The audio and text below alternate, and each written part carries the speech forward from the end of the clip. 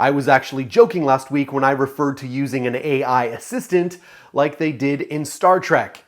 But now, Amazon Alexa can change their call name from Alexa to Computer.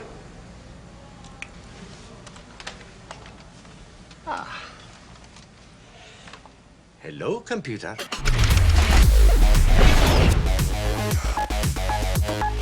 And the Samsung Galaxy S8 rumors keep rolling in. This image was posted by the Defour Design Twitter account and shows two display shells that are supposed to be for the Galaxy S8 and the larger S8 Plus. Both look like they have curved screens with very little bezel. They also both look like the smartphone mock-up that was used in the recent videos with Samsung's display division. Android Police also points out that multiple sensor windows on both of the display shells may indicate that the Galaxy S8 could have features like iris scanning that was included in the aborted Galaxy Note 7.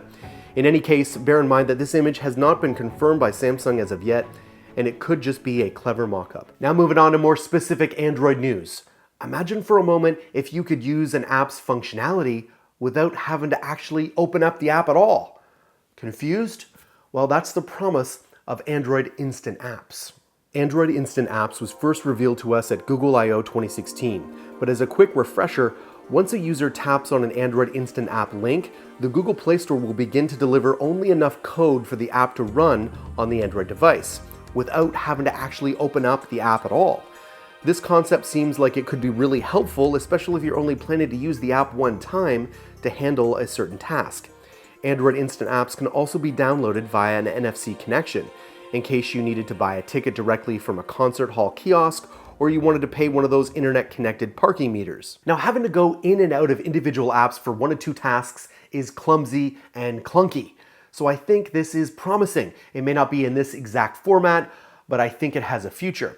Google has promised that they're going to roll out Android Instant Apps to certain apps as a beta test like BuzzFeed, Wish, and Periscope. And Blackberry is throwing us another Hail Mary. And I want to be hopeful, but it sort of feels like hoping the Maple Leafs win the Stanley Cup.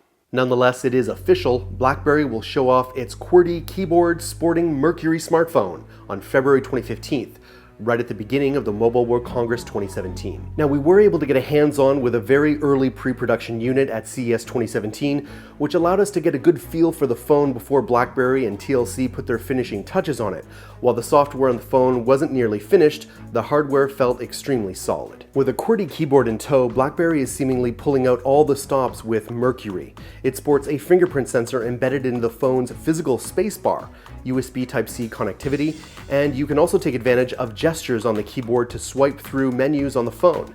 And since this is a BlackBerry, the Mercury will be geared towards enterprise customers, but will also be sold unlocked for other customers too.